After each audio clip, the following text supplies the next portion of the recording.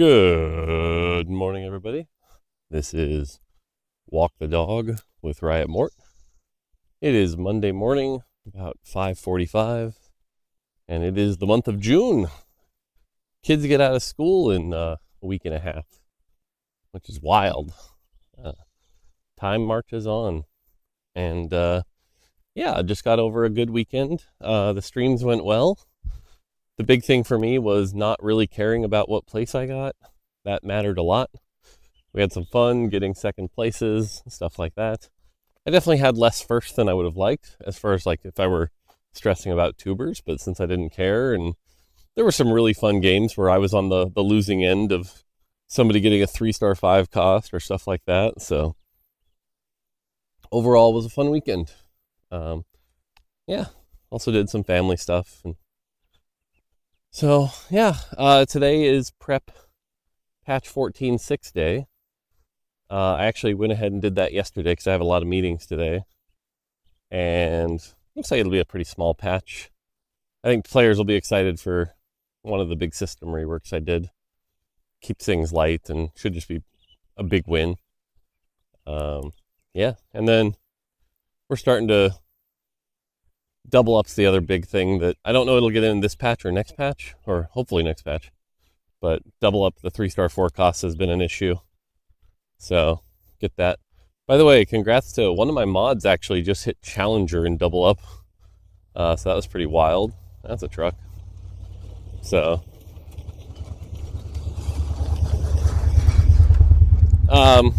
that's pretty wild. So yeah.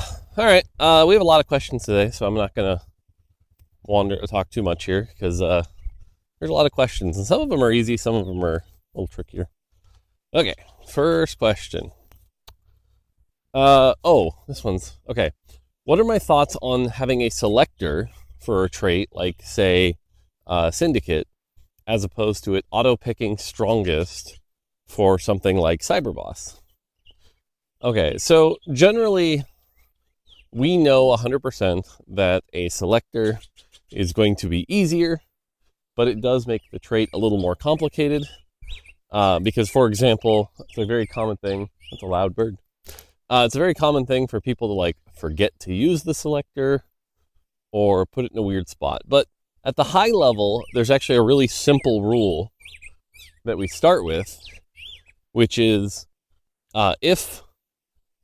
if it should sort of naturally go to the thing that makes sense, we choose strongest. Otherwise, if there's actually a unique different output that you can strategize around, then it should be a selector. So in the case of Syndicate, if you're running a Braum, Twisted Fate, Darius, you have the choice of, do I want this on my carry or do I want this on my tank, right? Like, that is an interesting choice. Neither is necessarily better or worse. That's the logic. And so a selector is used, right? And so, like, if you remember Dragonmancer back in the day, it was sort of like, who has the unique output that you want? But in Cyberboss's case, and again, I'm not necessarily defending this because, to be honest with you, Cyberboss being a selector probably just would have been easier. But the idea was, like, Cyberboss, you're playing early game, Poppy and Vagar, and it just gives stats for the most part. It gives stats and makes their spell a little better. But whoever you have the items on is probably who you want to be the Cyberboss, especially because they're early cost units and things like that was kind of the logic. And so, if you put your items on Poppy as opposed to Vagar, it should switch to your strongest. Plus, there was a little bit of thematicness around, like, hey, here's these 4, like, Cyberboss villains, and whichever one's the strongest becomes the big evil boss, right? Like, there was some thematic tension there. And then the final thing is just that generally, I don't really want to ship a set that has 2 selectors. Now, again, should that have meant, well, we shouldn't have shipped Cyberboss or come up with a different design for it? Yeah, maybe, to be honest.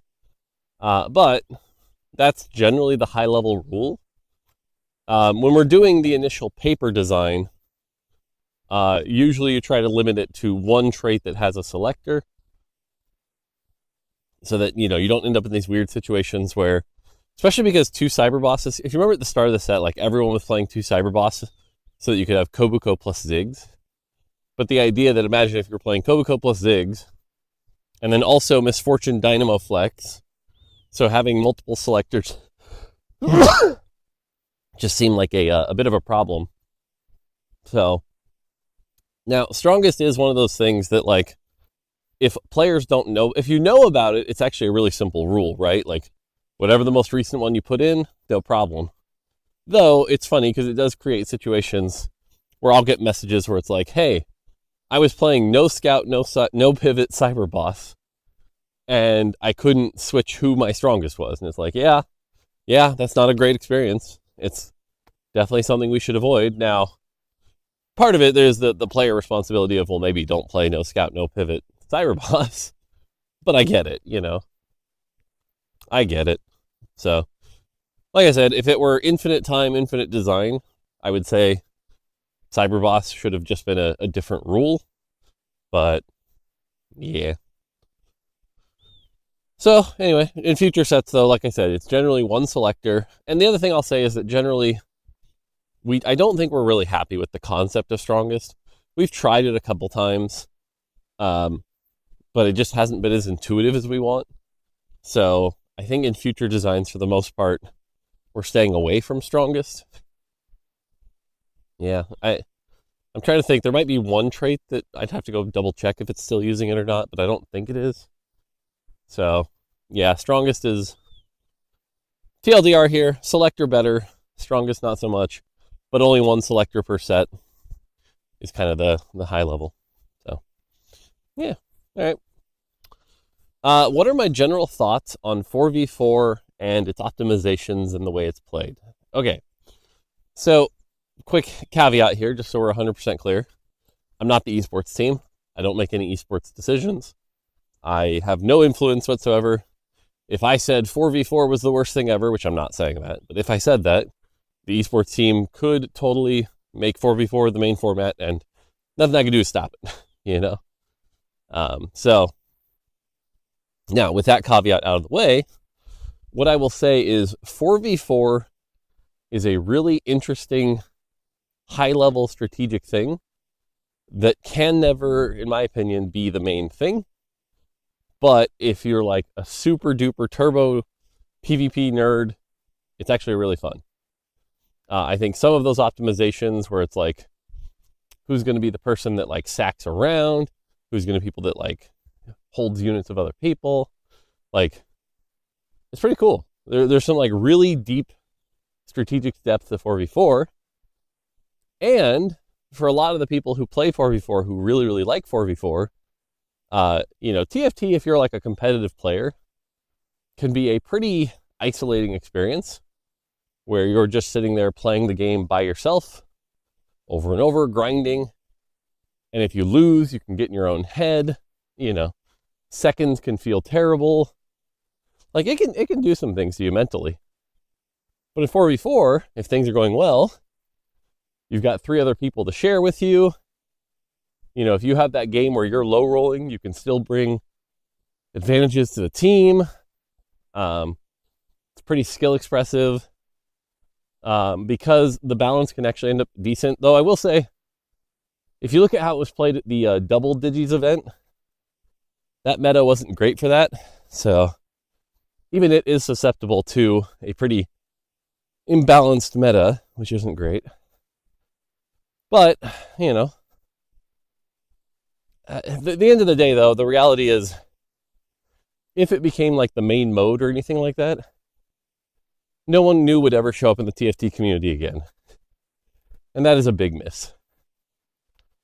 The aspirations of being able to play the game, get good at it by yourself and somehow make it, would be gone. So, the other thing is that 4v4 has a lot of what I'll call unnatural things that aren't intuitive from a game design standpoint, but it's okay because these are some of our hardcore players. Like, it's literally a mode invented just for our hardcore players, right? Like, I think a lot of people's initial reaction is that you shouldn't face your allies. It's like, well, no. Facing your allies is what adds the strategic depth. So, stuff like that. It's interesting. What I will say, though, is also as a spectator, even Froden hasn't really got it right. Like, the ability to tell the narrative in Well People Are is so complicated that it's, really tough. Now, granted, like this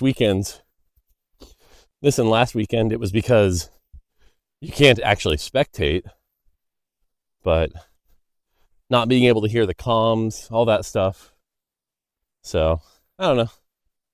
It's cool, and, the people who like 4v4 really like 4v4. I get it. But, man, could you imagine if we released that mode to the public? It would go so poorly. So poorly. Most people cannot and do not want to think about the game in that way. And the toxicity it would bring.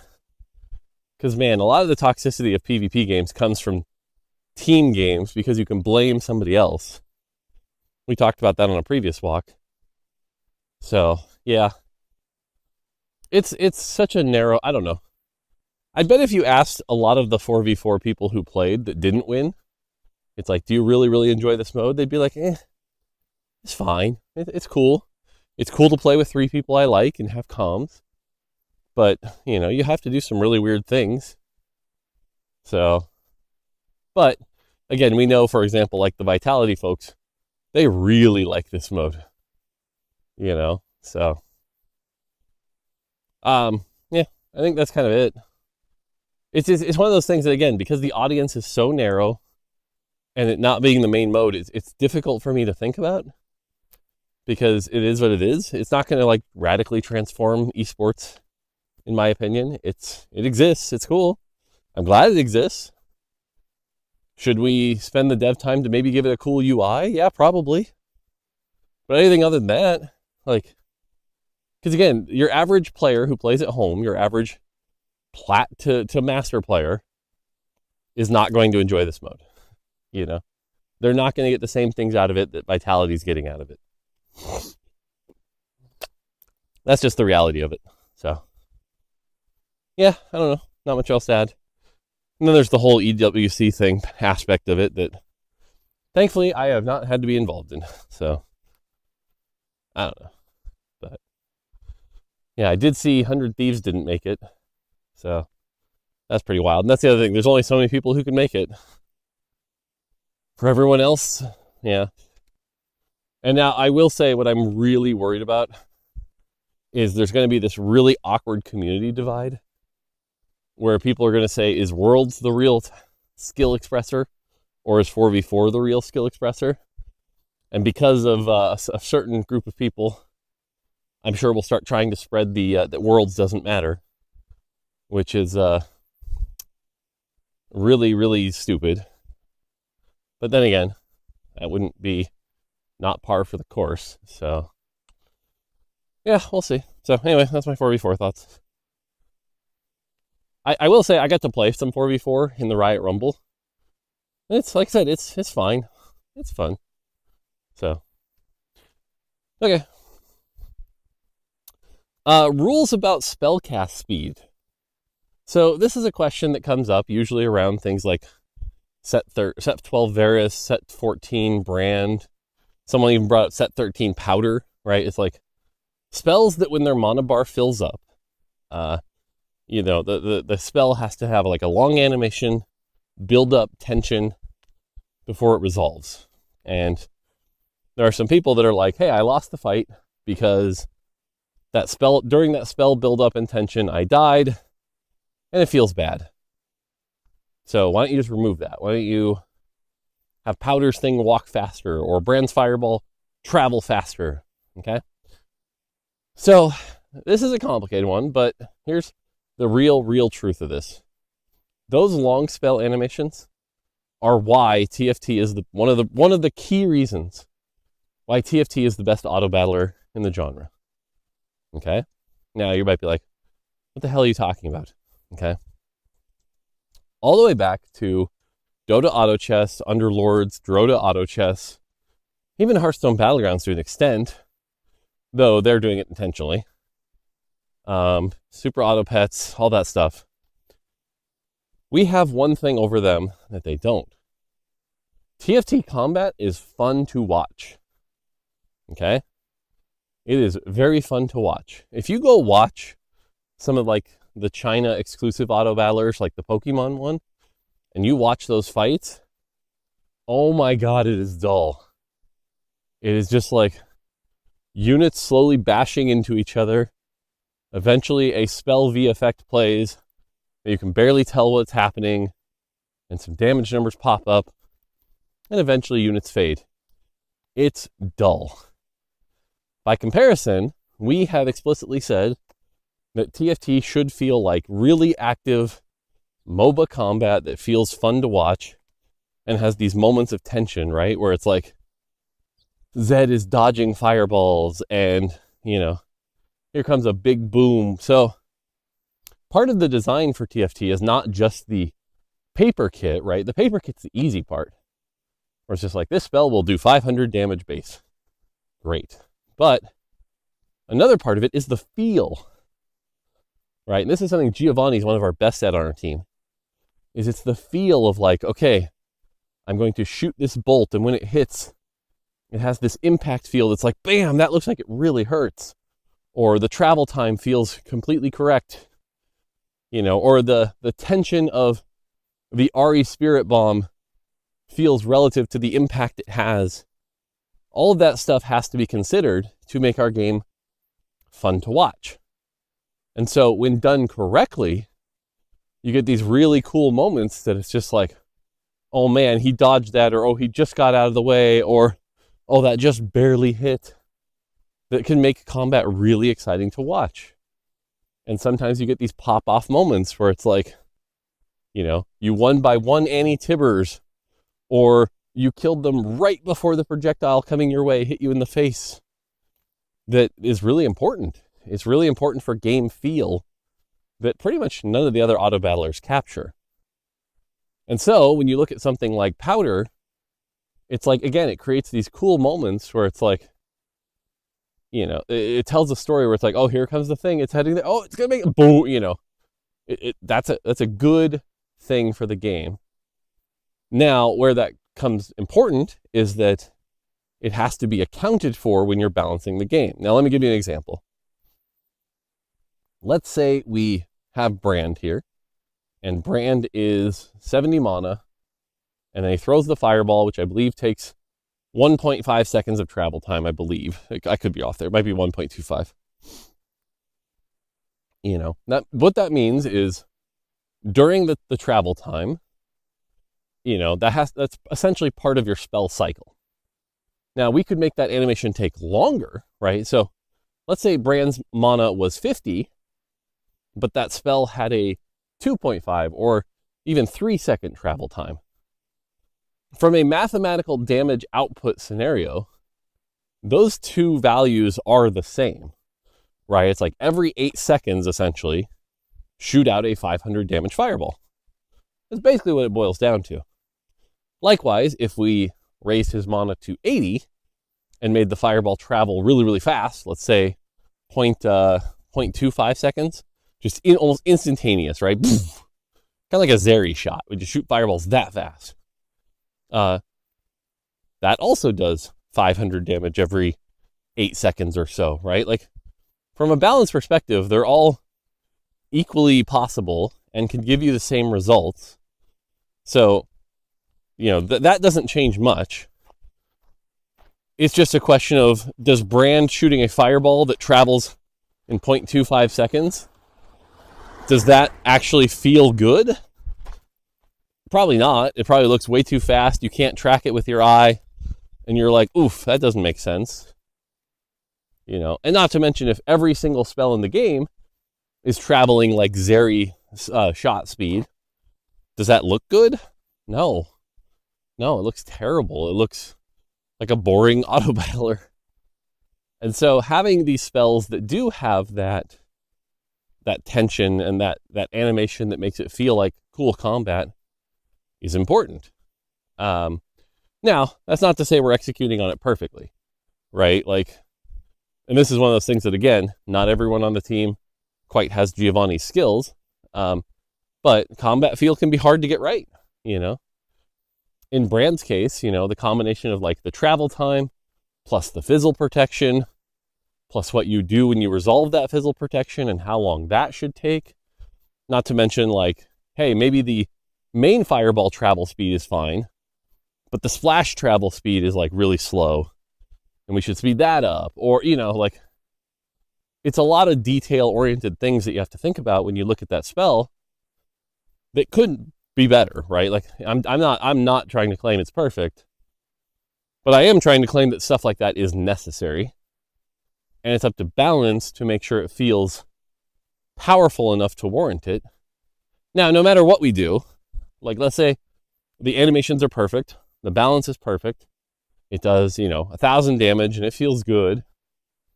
Let's say we do all of that. There will still be these moments where the way the combat resolves is as Brand is beginning to cast, he dies to a Zeri shot, and you go, well, damn, I raised the mana, but I didn't get the benefit. That feels bad. It's true.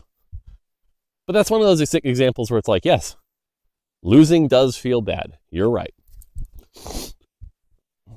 But it's still part of the spell. It still has to be there. And I wouldn't change it, you know? So, yeah. So, like I said, I don't think everything needs to be like that. But travel time, combat feel is an important part of the auto battler genre for us. They're important. And, yeah. But the other thing we've learned is that a tiny difference can make a world of difference, right? If, let's say Brand's travel time is 1.25 seconds, and I'm sitting here using hyperbolic, well, like it can't be 0.25. Well, clearly. But what if it's 1.1? What if it's 1.05, right? Like, do those feel better? They might. Something I learned at Nintendo, I always remember that conversation where Mr. Tanabe yelled at us. All we were doing was talking about Mini Mario walk speed. And I think it was like 0.4 pixels per second. And he's like, but did you try 0.35? And we were like, no, we tried 0.3 and 0.4, and we thought 0.4 felt better. He's like, well, what about 0.35? What about 0.45? We're like, yeah, we didn't try those because those feel better. He's like, how can you know if you haven't tried them all? If you're going for feel, you have to try everything so that you know for sure this is the best solution. And it can be time consuming, but he's right, you know? And so I'm not the one who worked on Brand, but I can tell you that like, I didn't try a faster travel time. I didn't try a slower travel time. I can't tell you with 100% certainty that this is the best travel time speed. But my expectation is that whatever designer was working on it, that is something they did, right? And when you own a piece of content, you have to be so familiar with that piece of content that you understand all the intricacies and you understand all the possibilities so that you are the world's expert on Brand and his fireball travel time. You know? Powder with the monkey. It's like, well, if it walks faster, it looks weird and doesn't look natural. But if it walks slower, oh my God, it's a dread, you know. So you have to weigh those. And it will come down to a subjective call. But at least if you know the answer and why you made that subjective call, you can explain it. So, okay, yeah. So TLDR here. Combat animation speeds matter because combat feel is important. Game needs to feel lively and like a world of people fighting, not just boring spreadsheet of people punching each other for number. Doubt it's all perfect, but will you see more spells in the future that have long windups? Absolutely.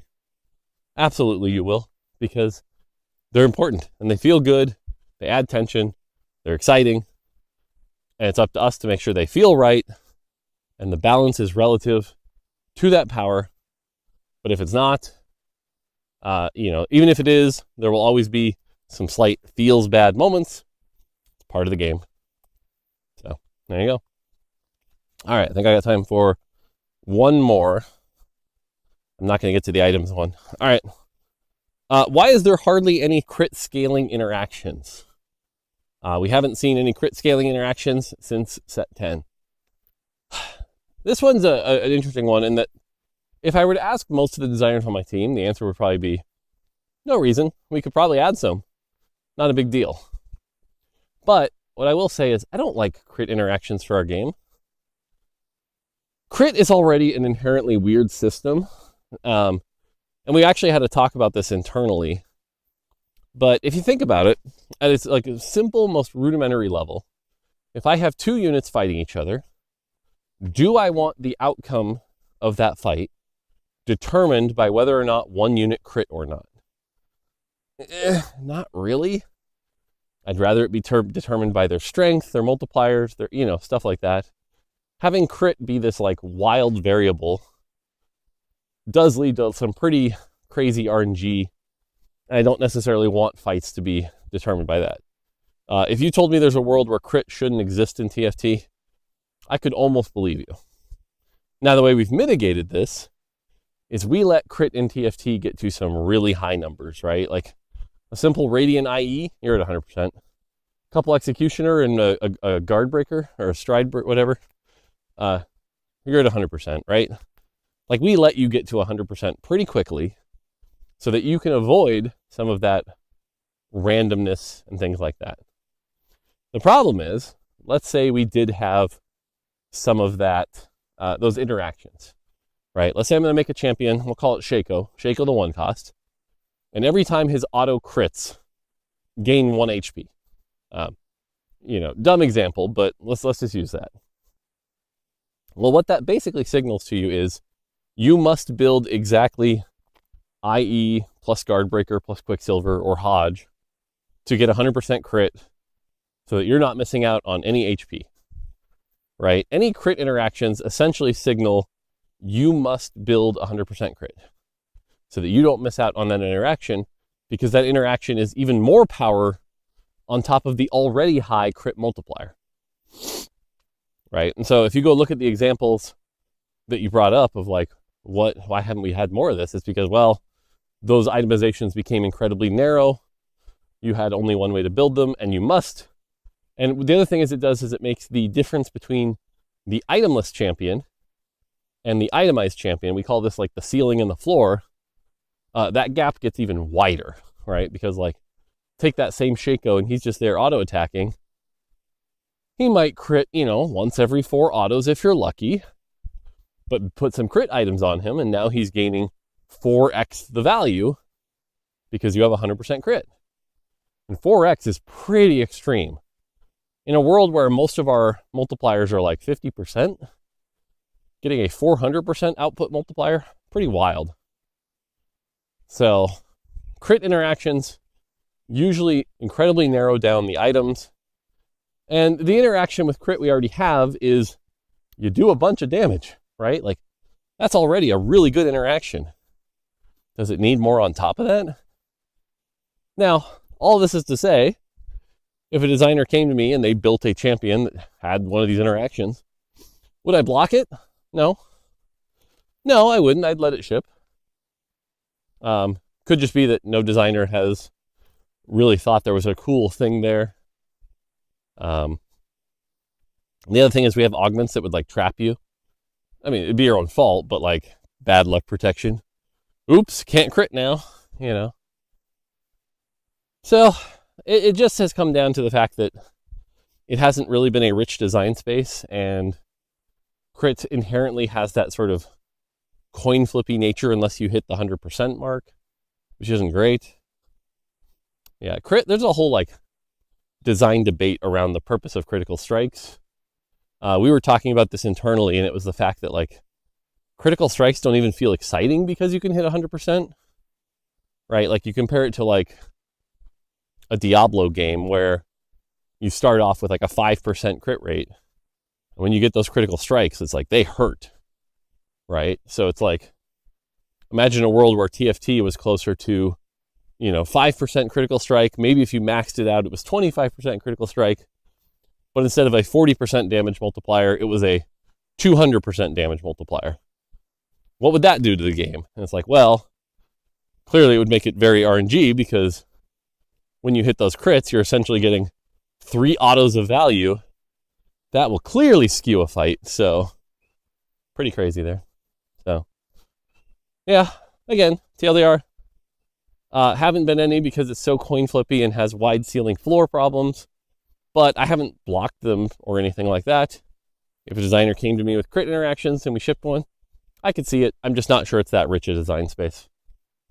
I'm not sure the coolest crit interaction things are actually that exciting, because it just says put 3 crit items on it, done, solve the problem. You know, so. All right, there you go. We're at the 30-minute mark. We've got to end this before the mic randomly cuts out or something. Those are the questions for today. I saw there were a bunch though, so we'll get through them all this week. It'll be some good questions. Like I said, today's patch day, and then my next 3 weeks are getting ready for the curveball, which I'll talk about probably in like 2 or 3 weeks. It is happening though, so the curveball is going to be pretty wild. That's going to be some bumpy roads. One other thing to note is not this week or next week, but the week after, I actually have to fly to LA again. So will be cool to see. I'll find a way to do these walks. Oh, big truck. I'll find a way to do these walks from LA. So you'll get some LA scenery.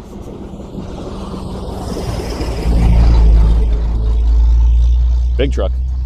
You'll get a way to see some LA scenery, maybe even the Riot campus. Maybe I'll do the walks at the Riot campus. But I do commit to continuing to do these. So I promise to continue. Okay, cool. That's going to do it for me. Make sure you post the questions and upvote them if you want to see them. Otherwise, I'm going to get to work. All right, that's going to do it for me. Until next time, take it easy.